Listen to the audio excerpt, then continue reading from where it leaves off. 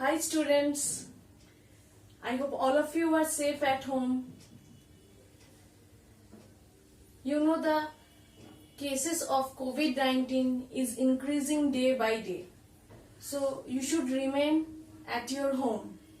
Unnecessarily don't come out of your homes. Come out only if it is urgent. Use facial mask and sanitizers every time when you come out of your home. I am also doing this video by staying indoors. So today we will discuss about the topic immunity and its types, part 1, which is under class 12, subject biology, chapter 8, human health and disease. From this chapter already I have sent you 2 videos, that is common diseases in humans and its prevention and control. Today we will study about immunity and its types. So first, what is immunity? Traditionally, immunity refers to the resistance exhibited by the host towards infection or injury, towards infection or injury caused by microorganisms and their products. So I will repeat the definition again. Traditionally, immunity refers to the resistance exhibited by the host towards infection or injury caused by microorganisms and their products. Immunity serves as a host defense system. It serves as a host defense system against infectious disease and foreign, that is non-self particles. Particles which are not a part of our body, which are foreign to our body, or non-self particles, which is termed as antigen. So antigen is a foreign particle for our body. The basic feature of immunity is to distinguish between self and non-self. That means its basic feature is to distinguish or differentiate between the self and non-self. Self means our own body particles and non-self means the particles which are not a part of our own body. Now students, immunity can be broadly classified as innate immunity and acquired or adaptive immunity. So immunity can be first classified as innate immunity and acquired or adaptive immunity. Innate immunity, it is natural without confronting antigen. That means it is naturally occurring in our body and without confronting, that means without prior interaction or facing an antigen. But in case of acquired or adaptive immunity, it is acquired after confronting an antigen, that is after interaction with an antigen. Again, acquired or adaptive immunity can be again classified as active and passive. So active acquired immunity and passive acquired immunity. Again, this active acquired immunity, you can see it can be classified as natural and artificial. So natural active acquired immunity and artificial active acquired immunity. Again, this passive acquired immunity can again be classified as natural passive acquired immunity and artificial passive acquired immunity. So students, this is about the immunity and its types. So students, in today's video we will learn in detail about innate immunity and acquired or adaptive immunity. In our next video, we will learn in detail about different types of acquired or adaptive immunity.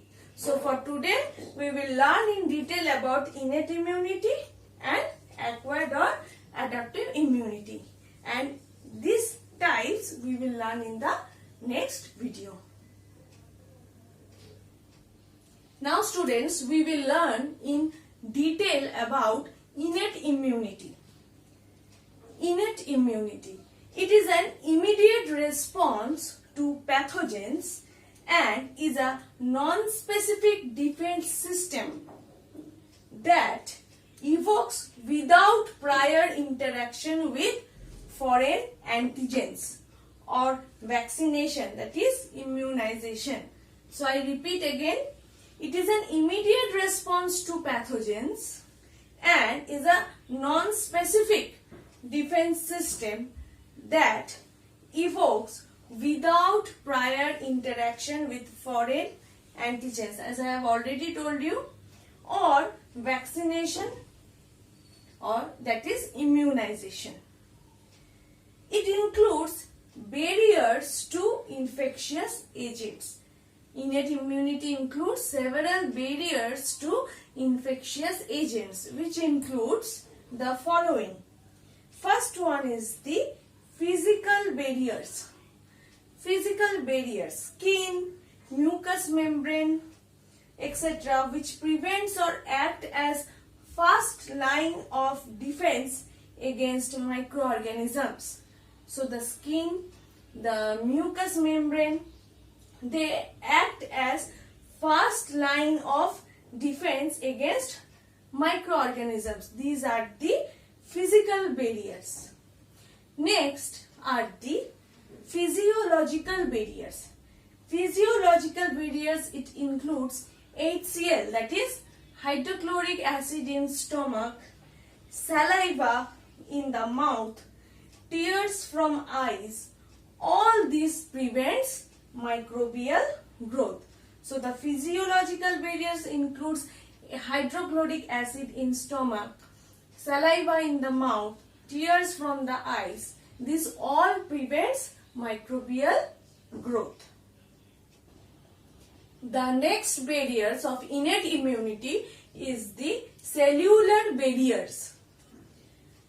White blood cells, that is WBC, natural killer cells in the blood as well as macrophages in tissues can phagocytose or engulf and destroy microbes. So these white blood cells, natural killer cells and the macrophages, these act as cellular barriers against microorganisms. Next are the chemical barriers. Chemical barriers includes cytokines or interferons which are produced against any viral infection, and these cytokines or interferons, they protect non-infected cells from further viral infection. So the cytokines and interferons, they act as chemical barriers. Next students, we will learn about acquired or adaptive immunity.